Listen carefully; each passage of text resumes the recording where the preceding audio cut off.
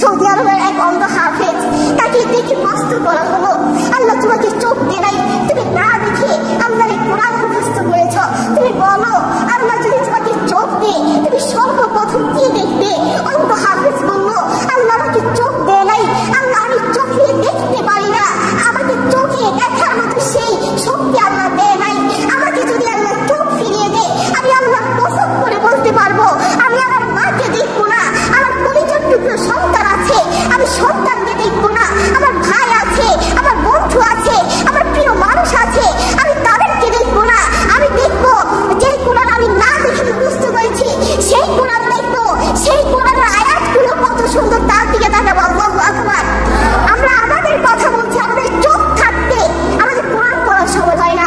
আপনি বলছেন আর ব্যবসা করি সময় পাই না, কোরআন থেকে বলবো ব্যবসা করি কোরআন পড়ার সময় পাই না। আমি দোকান করি, দোকানে অনেক কাজ থাকে, বিশ্বাস করুন আমি অনেক ব্যস্ত মানুষ, এজন্য কোরআন পড়ার টাইম পাই না, কোরআন পড়ার সময় পাই না।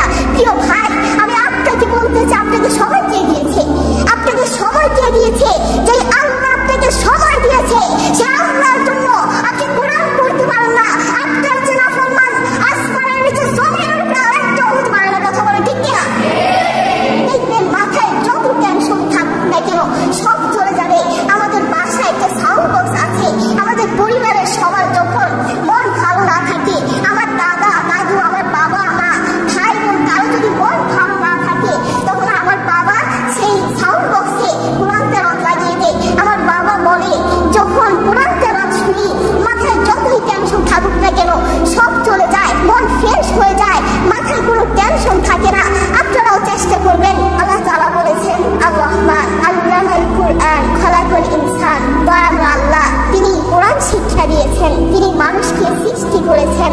আপনি দেখুন বর্তমান পৃথিবীতে যিনি কোরআন নিয়ে প্রতিবাদ করেছেন, আল্লাহু আকবার, যিনি বর্তমানে পৃথিবীর বুকে কোরআনের সৌন্দর্য তুলে ধরেছেন, কোরআন যে ভুল নয় তা প্রমাণ করেছেন, তিনি হচ্ছে ডাক্তার জাকির নায়েক হাফিজাহুল্লাহ। তিনি কোরআনের মর্যাদা তুলে ধরেছেন, কোরআন যে ভুল নয় তা প্রমাণ করে দিয়েছেন। এই পৃথিবীর বুকে আপনি দেখবেন পৃথিবীর বহু মানুষ চোখে দেখে না, পৃথিবীর বহু মানুষ কথা বলতে পারে না, পৃথিবীর বহু মানুষ হাঁটতে পারে না, পৃথিবীর বহু মানুষ কানে শুনে না। তবু আল্লাহু আকবার, যারা অন্ধ দেখবেন তারা চোখে দেখে না কিন্তু শুনে শুনে এই কোরআন মুখস্থ করে, যারা কানে শুনে না তারাও এই কোরআন মুখস্থ করে, যারা কথা বলতে পারে না তারাও আল্লাহু আকবার দেখে এই কোরআন মুখস্থ করে। আমার বাবার একটি মাদ্রাসা আছে, নাম হচ্ছে আলিহিদার প্রতিবন্ধী মাদ্রাসা। সেখানে বিভিন্ন প্রতিবন্ধীরা পড়ে, তো সেখানে যে প্রধান শিক্ষক, সেখানে যে প্রধান টিচার তার নাম হচ্ছে হাফেজ মোহাম্মদ শরীফুল ইসলাম। তাকে আল্লাহ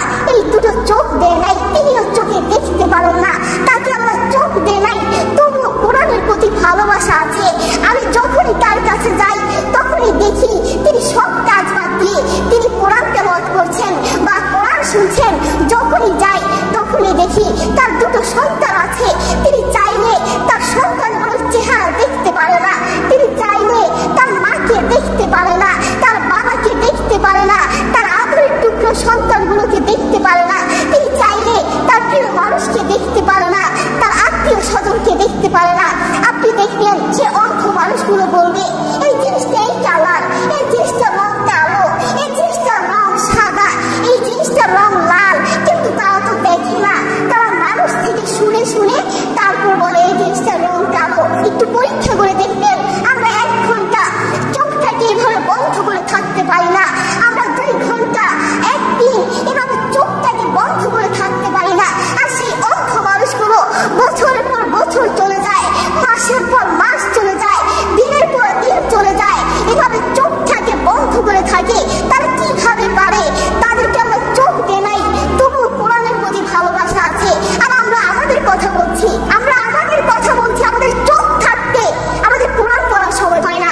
আপনি বলছেন আর ব্যবসা করি সময় পাই না, কোরআন থেকে বলবো ব্যবসা করি কোরআন পড়ার সময় পাই না। আমি দোকান করি, দোকানে অনেক কাজ থাকে, এজন্য কোরআন পড়ার সময় পাই না।